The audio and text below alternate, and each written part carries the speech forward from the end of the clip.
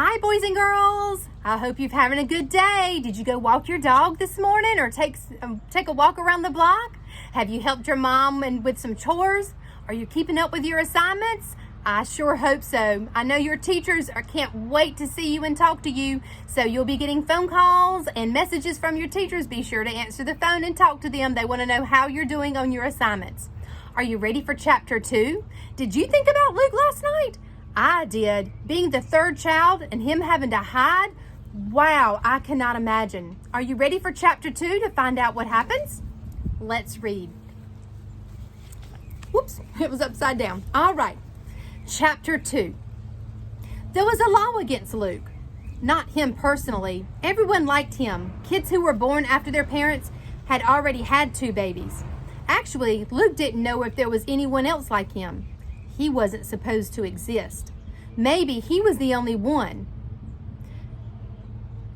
He had been 6 years old when he found out. Before that, he had thought only very little kids had to stay out of sight. He had thought as soon as he was old as Matthew and Mark, his brothers, he would get to go around like they did, riding to the backfield, even into town with Dad, hanging their heads and arms out the pickup window. He had thought as soon as he got as old as Matthew and Mark, he could play in the front yard and kick the ball out into the road if he wanted. He had thought as soon as he got old as Matthew and Mark, he could go to school. They complained about it, whining, "Geez, we've got to do homework," and "Who cares about spelling?" But they also talked about the games at recess and the friends who shared their candy at lunchtime. Somehow, Luke never got as old as Matthew and Mark. The day of his 6th birthday, Mom baked a cake, a special one with raspberry jam dripping down the sides. At supper that night, she put 6 candles on the top and placed it in front of Luke and said, "Make a wish." I wonder if he knew then when he blew his candles out, would his wish be not to have to hide? Staring into the ring of candles, proud that the number of his years finally made a ring all the way around the cake, Luke suddenly remembered another cake, another ring of 6 candles. Mark's. He remembered Mark's 6th birthday. He remembered it because even with the cake in front of him, Mark had been whining, "But I want to have a party." Robert Joe had a party on his birthday. He got to have 3 friends over. Mother had said, "Shh," and looked from Mark to Luke, saying something with her eyes that Luke didn't understand. Startled by the memory, Luke let out his breath. 2 of his candles flickered and 1 went out. Matthew and Mark laughed. "You ain't getting that wish," Mark said. "Baby can't even blow out candles." Luke wanted to cry. He'd forgotten even to make a wish, and if he hadn't been surprised, he would have been able to blow out all 6 candles. He knew he could have, and then he would have gotten, he didn't know, a chance to ride to town in a pickup truck, a chance to play in the front yard, a chance to go to school. Instead, all he had was a strange memory that couldn't be right. Surely, Luke was thinking about Mark's 7th birthday, or maybe his 8th. Mark couldn't have known Robert Joe when he was 6 because he would have been hiding then, like Luke. Luke thought about it for 3 days. He trailed along behind his mother as she hung wash out on the line, made strawberry preserves, scrubbed the bathroom floor several times. He started to ask, "How old do I have to be before people can see me?" But something stopped him every time. Finally, on the 4th day, after Dad, Matthew, and Mark scraped back their chairs from the breakfast table and headed out to the barn, Luke crouched by the kitchen side window, the one he wasn't supposed to look out, because people driving by might catch a glimpse of his face. He tilted his head to the side and raised up just enough that his left eye was above the level of the windowsill.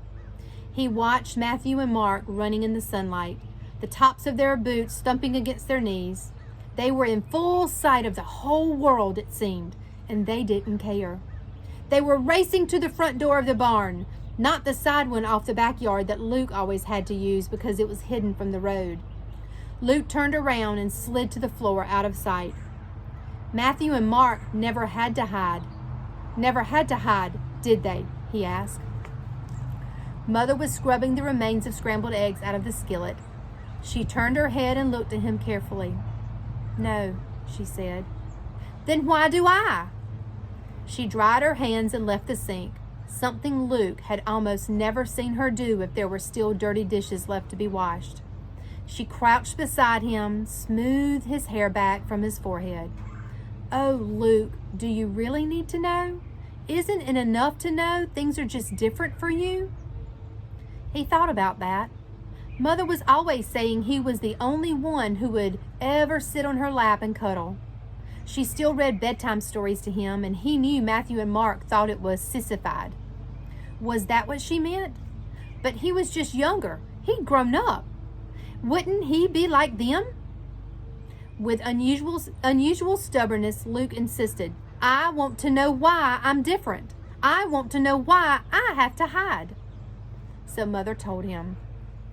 Later, he wished he had asked more questions, but at the time it was all he could do to listen to what she told him. He felt like he was drowning in a flow of her words. "It just happened," she said. "You just happened, and we wanted you. I wouldn't even let your dog talk about getting rid of you." Luke pictured himself as a baby left in a cardboard box by the side of the road somewhere, the way Dad said people used to do with kittens back when people were allowed to have pets. But maybe that wasn't what my mother meant. The population law hadn't been around long then, and I had always wanted lots of kids. Before, I mean. I thought the government would get over their foolishness, maybe even by the time you were born, and then I'd have a new baby to show everyone. "But you didn't," Luke managed to say. "You hid me." His voice sounded strangely hoarse, like it belonged to someone else. Mother nodded. "Once I started showing, I didn't go anywhere. That wasn't hard to do. Where do I go anyway? I didn't let Matthew and Mark leave the farm for fear they'd say something. I didn't even say anything about you in letters to my mother and sister. I wasn't really scared then. It was just superstition. I didn't want to brag. I thought I'd go to the hospital to give birth. I wasn't going to keep you a secret forever." "But then..." "Then what?" Luke asked. Mother wouldn't look at him. "Then they started running all that on TV about the population police, how the population police had ways of finding out everything, how they'd do anything to enforce the law." Luke glanced toward the hulking television in the living room. He wasn't allowed to watch it. "Was that why?" "And your dad started hearing rumors in town about other babies." Luke shivered. Mother was looking far off in the distance to where the rows of the new corn plants met the horizon. "I always wanted a John too," she said. "Matthew, Mark, Luke, and John. But then I thank the Lord that I have you at least, and it's worked out, the hiding, hasn't it?" The smile she offered him was wobbly. He felt he had to help her. "Yes," he said. And somehow after that, he didn't mind hiding so much anymore. Who wanted to meet strangers anyway? Who wanted to go to school where, if Matthew and Mark were to be believed, the teachers yelled and the other boys would double-cross you if you didn't watch out? He was special. He was secret. He belonged at home, where his mother always let him have the first piece of apple pie because he was there and the other boys were away. Home where he could cradle the new baby pigs in the barn, climb the trees at the edge of the woods, throw snowballs at the post on the clothesline. Home where the backyard always beckoned, always safe and protected by the house and the barn and the woods. Until they took the woods away. Wow. So Luke, we just found out, learned that he had to hide when he was 6 years old. He didn't quite understand it until that 6th birthday. Can you imagine being able to go out and play all this time, and now, with the woods being taken, to all of a sudden not be able to step foot out of your house? I can't wait to read chapter 3 tomorrow. Monday. It will be Monday. Chapter 3 on Monday. I hope you will tune in again Monday at 1:30. Boys and girls, have a great weekend. We sure do miss you at Saluda Elementary.